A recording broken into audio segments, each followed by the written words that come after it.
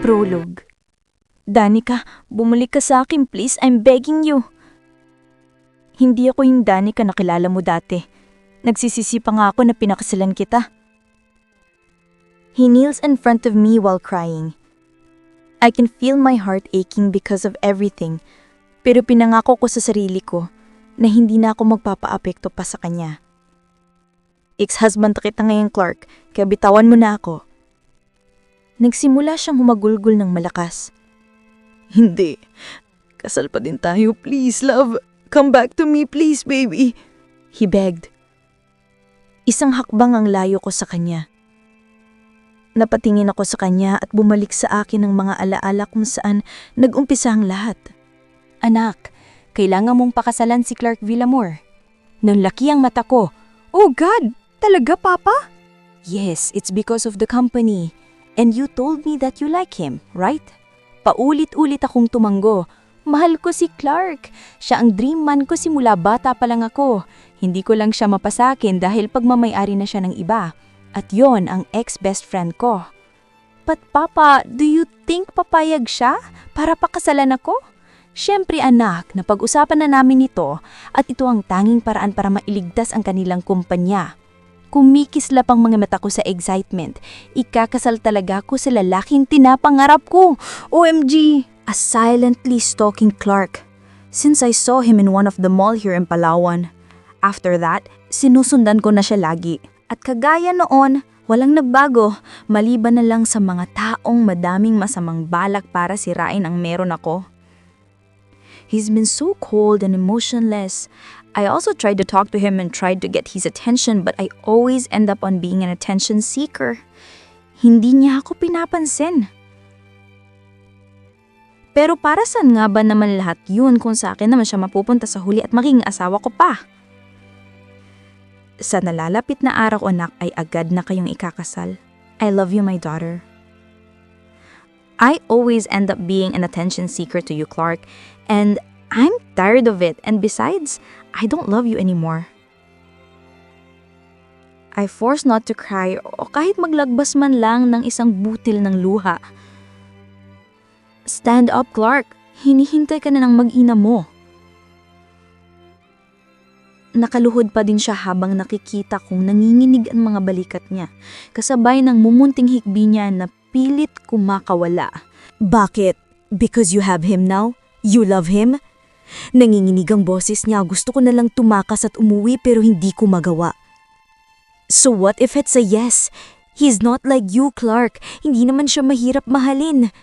Diretso kong saad sa kanya. Proud ako sa sarili ko na hindi man lang ako umiiyak, pero alam ko sa loob-loob ko, nakaramdam na naman ako ng kalungkutan. Mula sa pagkakayo ko ay inangat niya ang kanyang ulo, reason para makita ko ang namumula at mugto niyang mga mata. I made surprise for you, love. It's our 6th anniversary. Napaiwas ako ng tingin. Tumayo ka na. Sinasabi ko na sa'yo na kung anumang balak mo, huwag mo nang ituloy. Hindi mo nagusto ng surprise ko? Look, love, so many flowers everywhere. Mapait akong napangiti. Madiin ko siyang tinitigan. Loving you is a mistake, Clark. Marrying you is just another mistake and meeting you again is the worst mistake. Madiin kong bato ng salita sa kanya. I can see the pain in his eyes but I'm too old for this kind of joke. Hindi ako kagaya ng iba na babalikan pa ang taong sinaktan sila. That's so immature. Kinuha ko ang isang rosas na nasa gilid ng table na kinatatayuan ko. Kinuha ko iyon at hinarap sa kanya. Ngumiti ako at dahan-dahang sinira ang mga petals nito at binali ang mahabang tangkay nito sa mismong harapan niya. Danica, don't do that, please. Itinanim ko yan para sa'yo. Inaligaan ko yan ng ilang taon para sa'yo. Mapait akong napangiti. Kung sana noon pa, Clark. Kung sana noon pa, Clark. Wala akong pakialam, ang pangit ng surprise mo, wala kang sense, para ka lang nagkalat ng sandamakmak na basura. Sigaw ko sa kanya at itinapon sa mukha niya ang rosas na sinira ko. Donna, Hindi ko napigilan ang sunod-sunod na pagtulo ng luha ko. I already told you if my love for you will fade, that only means one thing. Mapait akong ngumiti. And that is, I will never be yours again. Agad ko siyang tinalikuran, kahit pa naririnig ko ang basag niyang boses na tumatawag sa pangalan ko. Hinding-hindi ko isa sa kapanganib na mawala ang kung ano ang mayroon ako ngayon sa pamamagitan ng pag-iisip sa kung ano ang hindi ko mababago mula sa nakaraan. Pinakamahalaga ang kasalukuyan at ang hinaharap. Part 1. Danica's POV. As I walked in the aisle, my tears started to flow. Masaya ako dahil ito ang araw na hinihiling ko ang maikasal sa lalaking pinapangarap ko mula pagkabata. Baka sa mga nakadalong tao ang tuwa dahil sa mga nangyayari. Pero habang unti-unti akong nakakarating sa harapan, ay nababakas ko ang galit at matalim na tingin mang magiging asawa ko. Clark! Natapos ang seremonya at nakahawak ako ngayon sa braso niya. Nangingiti hamang pinapasalamatan ng mga bisitang lumalapit sa amin. Ramdam ko ang masamang aura ng aking asawa. Dumating ang oras na kailangan na naming umalis at umuwi sa sarili naming bahay. Masaya ako dahil masaya ang mga magulang namin at maging ako. Bago pa kami makapasok sa kotse ay may ibinulong siya sa akin. Siguraduhin mong hindi mo pagsisisihan ang sinimulan mo. Napalunok ako. Alam kong mahihirapan ako pero hindi ako susuko, lalo na pagdating sa kanya. Pagkalipas ng 10 buwan, "Did I tell you not to touch that?" Nakakarinding boses ng kabit ng asawa ko, or sasabihin ko na ding ex-best friend ko. Yumuko ako. Kailangan kong pigilan ng galit ko. "Sorry." Hinging paumanhin ko sa kanya. After naming ikasal, naging impyerno ang buhay ko. Sinasaktan ako ng asawa ko, araw-araw at walang palya. Dinadala niya din ng babae niya dito sa bahay. Pero sa lahat ng yon, hindi ako tumutol dahil sa mahal ko siya. Nagulat na lang ako nang may kamay na biglang sumampal sa akin. Nahawakan ako sa kanang piski ko dahil sa sakit. Inangat ko ang tingin at nakita ko ang galit kong asawa. "Sino ang nagsabi sa iyong pwede mong pakialaman ng gamit ni Joy?" Bulyaw niya sa harapan ko. Hindi ko naman alam." I told you Nauutal already, kong sabi right? at yumuko. Galit na saad niya. I didn't even touch her. Baka sakaling maniwala siya sa akin. "He touched me, love." Nagmamakaawang saad ni Joy, tsaka lumingkis sa asawa ko na agad din naman nitong niyakap. Hindi ko maiwasang dumaan ang sakit sa mga mata ko.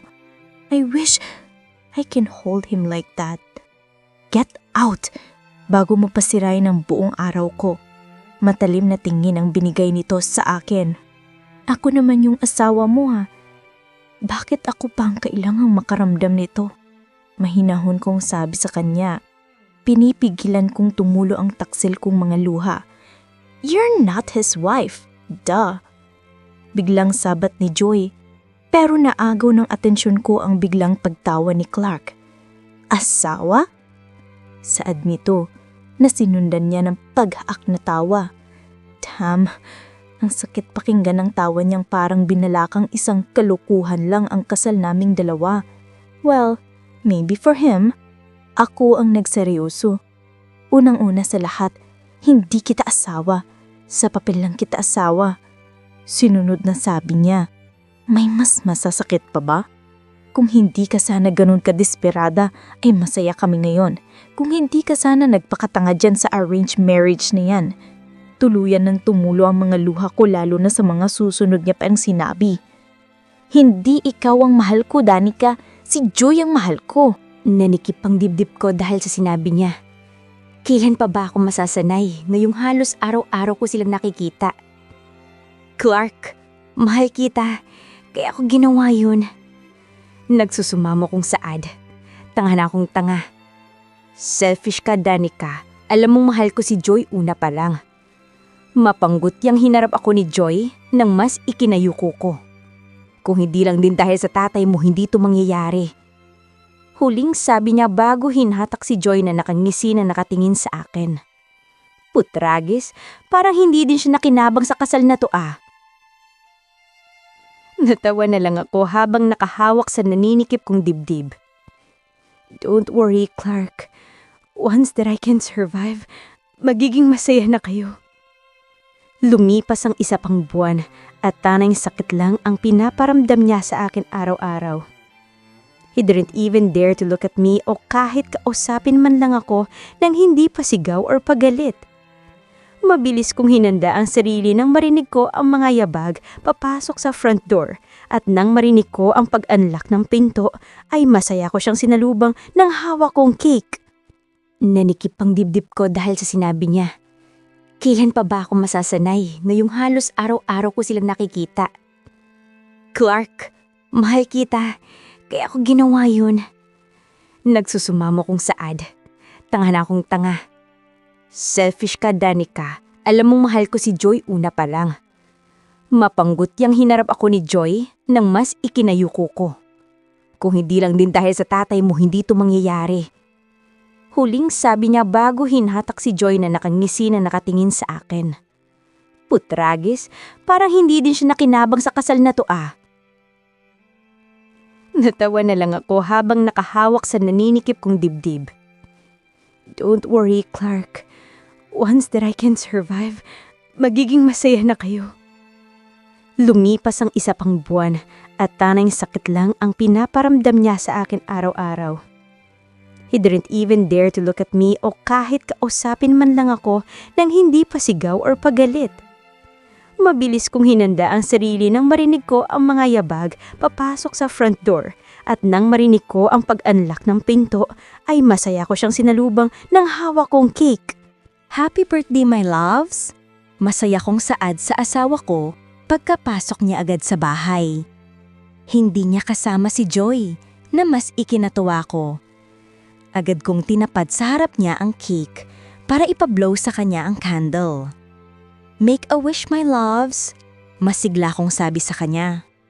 Hindi naman siya nagreklamo at hinipan ito na mas ikinatuwa ng puso ko. Ano iyong wish mo? You wanna know? Biglang tanong niya. Kung pwede sana. Nag-aalinlangan kong saad. Sinundan ko siya ng tingin nang ilapag niya ang phone niya sa table at mariin akong tiningnan. Ramdam ko iyon. Pero bigla ako nagtaka nang numiti siya sa akin. I wish that you'd gone, Danica. Saad niya at umakyat papuntang kwarto. Unti-hunti kong naramdaman ang pagtulo ng luha ko at paninikip ng dibdib ko. Parang mga patalim ang binitawan niyang salita at halos madurog na ang puso ko sa paulit-ulit na pagdaan nito sa isip at puso ko. Kailangan ko na bang tuparin ang nais mong, Clark? Halos hindi pa kami nag-iisang taon at gusto ko pang bumuo ng masayang pamilya kasama siya. Pero sino nga ba ang niloloko ko kundi ang sarili ko lang? Wala ako sa isang teleserye para maranasan lahat ng to. I want him to be happy. Pero sinabi kong hindi ko siya iiwan dahil ganun ko siya kamahal. Patuloy ako sa pagluha at pagpapakalma ng sarili nang biglang umilaw ang cellphone ni Clark. Naiiwan niya. Hindi ko napigilan lang sarili ko na tingnan at kunin iyon. At nang makita kong tumatawag si Joy, ay hindi ko napigilang sagutin dahil na din sa nanginginig kong mga kamay. Hello, honey! Kaya, it's positive! We have our first baby na! Parang natuod ako sa kinatatayuan ko. Baby? Anong ibig niyang sabihin? Magkakaanak na ba sila? I'm so excited, honey! Dugtong nito. Hello, honey! Mas nanikip ang dibdib ko nang marinig kong mga yabag na alam kong galing sa asawa ko. Kasabay nun, ang pag-end ko ng tawag. Pero halos hindi ko man lang magawang bitawan ng telepono dahil sa narinig. Walang tigil ng umaagos ang luha ko. Napaupo ako sa sahig. Ang sakit! Sobrang sakit! Anong pakulo na naman yan? At may paupo-upo ka pa sa sahig. Nahihirapan akong himinga. Gusto kong sabihin sa kanya, pero hindi ko na magawa pa. At bakit mo hawak ang phone ko? Biglang saan nito?